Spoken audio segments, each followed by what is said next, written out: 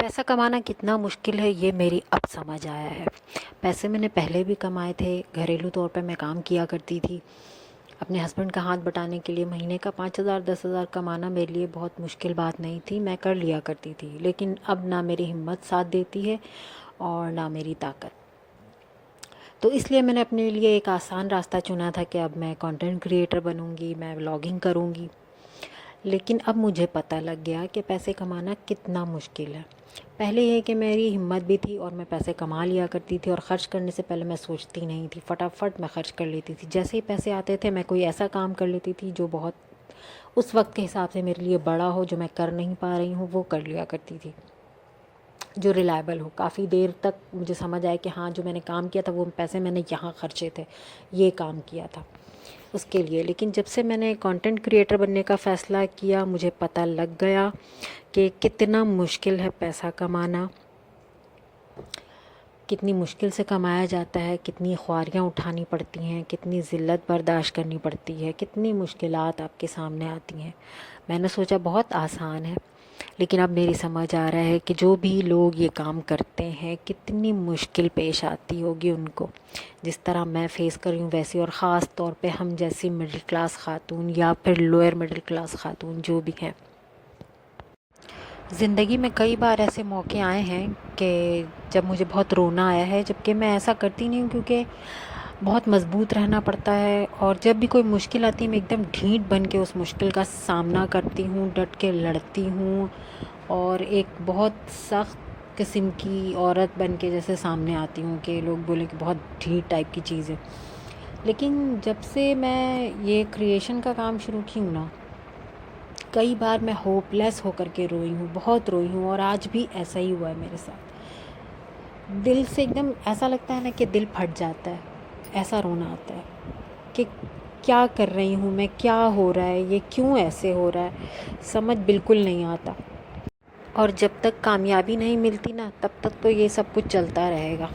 मुझे 4 महीनों में काफ़ी कुछ समझ आ गया है कि अभी क्या क्या होने वाला है और क्या होगा। क्योंकि जब तक आप कामयाब नहीं होते ना, तब तक तालियों की आवाज़ कहीं से नहीं आएगी, कोई नहीं बोलेगा हाँ अच्छा किया, ठीक किया।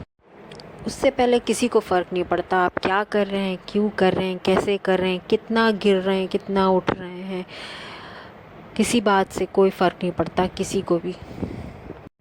अस्सलाम वालेकुम my YouTube family, welcome back to my channel. मैं अपना शुरू कर रही हूँ व्लॉग संडे आफ्टरनून से। सुबह का नाश्ता कराया मैंने बच्चों को, सबको। उसके बाद थोड़े इधर उधर के काम किए, थोड़ी सफाई की। बेटी का पेपर होने वाला है तो उसने थोड़ा सा सफाई में मैं उसका साथ दे देती हूँ, सफाई वगैरह कराया मैंने उसके साथ। फिर मैंने शरबत वगैरह पिल दिया बना के बच्चों को, सबको। और फिर खाने की तैयारी में लग गई। अम्मी आई थी तो अम्मी कह रही थी ज़रा केरी की चटनी बना दो मुझे, तो फिर अम्मी काटने लग गई थी, चटनी वगैरह का सामान काटा अम्मी ने और मैं खाना बनाने में लग गई थी। खाने में मैंने टमाटर वाले चावल बनाए थे, बच्चे काफ़ी दिनों से बोल रहे थे। और साथ में मैंने कढ़ाई बनाई थी चिकन की, दोनों वक्त का सालन बना लिया था मैंने। हस्बैंड और बेटा मेरे चले गए थे इतवार बाज़ार। आज उन लोगों ने कबूतर वगैरह बेचने थे, थोड़े ज़्यादा हो गए थे। दाने वगैरह में मसला हो रहा है आजकल, काम का थोड़ा मसला है। और महीने का एंड हो गया था, सैलरी अभी आई नहीं है, तो उन्होंने कहा चलो थोड़े 2-4 कम करते हैं, उन्हीं पैसों से दाने वगैरह ले आएंगे ताकि आसानी हो जाए। परिंदे घर में रहते हैं, उनके अनाज का मसला होता है। तो इन्होंने कबूतर बेचे हैं 4 और ठीक ठाक माशाल्लाह अच्छे पैसे आ गए थे। सारे पैसे के मैंने कहा था कि दाने ले आना ताकि परेशानी ना हो। और थोड़े बाज़ार आए थे, उसमें 1000-1500 रुपये लग गए थे। संडे के दिन नहीं करके 1000-1500 रुपये का ख़र्चा तो हो ही जाता है। गोश्त वगैरह, सब्ज़ियाँ ख़त्म हो जाती हैं, आलू प्याज जो भी चीज़ें। तो बेसिक जो चीज़ें वो तो हफ़्ते में एक बार ला के रखनी ही पड़ती हैं ताकि डेली बेस पे इतना मसला ना हो कि कुछ हो या ना हो, फिर पकता रहे खाना घर में। और ये मेरे बन गए थे टमाटर वाले चावल।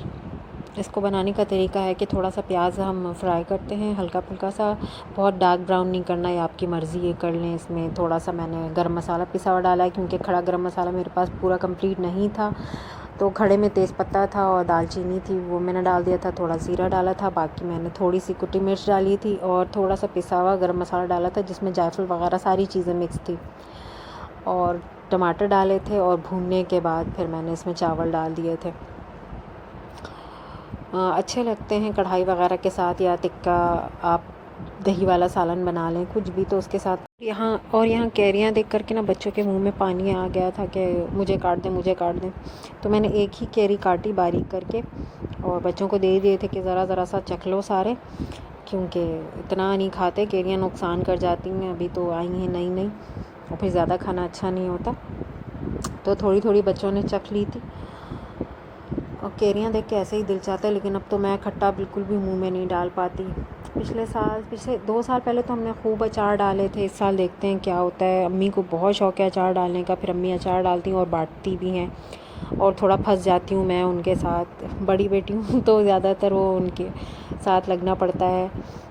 2 साल पहले जो हमने अचार बनाए थे ना, उसमें से अभी भी थोड़ी सी पड़ी हुई है, आखिर की चल रही है। घर में मेरे को इतना खाता नहीं है और अम्मी के घर में भी ज़्यादा यूज़ हो जाता है, मेरे घर में तो बिल्कुल नहीं होता, बच्चे तो बिल्कुल नहीं खाते हैं। मैं थोड़ा बहुत ले लेती हूँ, अम्मी।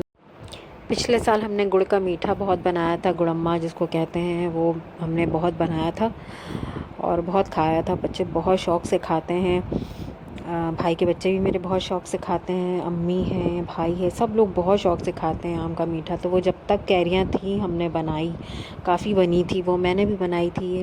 मेरे घर पे हरीम खाती है और उसके पापा शौक़ से खाते हैं, मैं भी थोड़ी बहुत खाती हूँ, यानी थोड़ा बहुत सब खाते हैं, लेकिन ज़्यादा शौक़ से हरीम खाते हैं। और ये मैं चावल डाल रही थी ना, स्टील का चमचा है कि मेरा बड़ा सा है, छन्ने की तरह सा है, और ये काफ़ी पहले मैंने लिया था, समझ लें ये 16-17 साल हो गए इसको लिए हुए।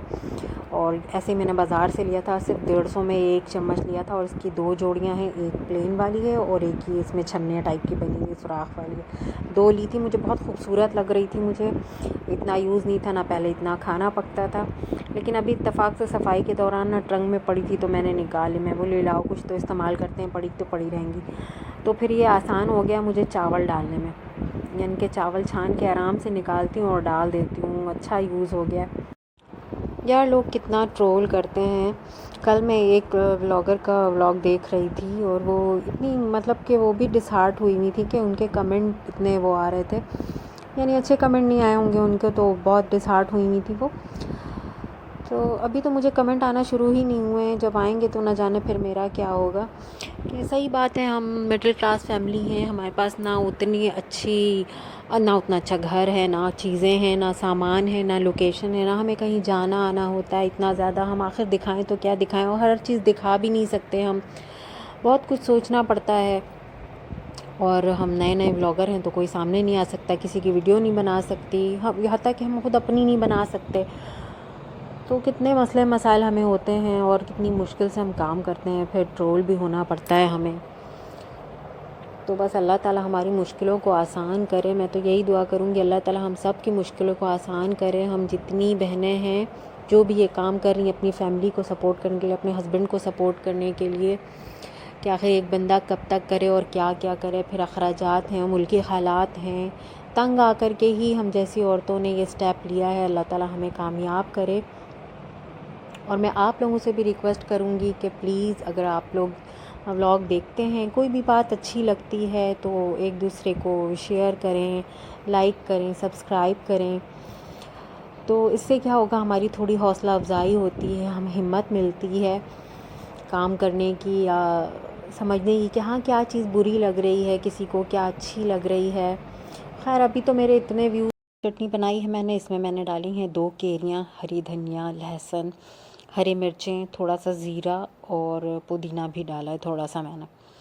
और चटनी तैयार हो गई थी, थोड़ी सी मैंने रखी है, वाइट प्याले वाली चटनी मैंने रखी है, बाकी वो टिफ़िन वाली चटनी मैंने अम्मी के लिए निकाल दी थी, वो अम्मी को भिजवा दी है।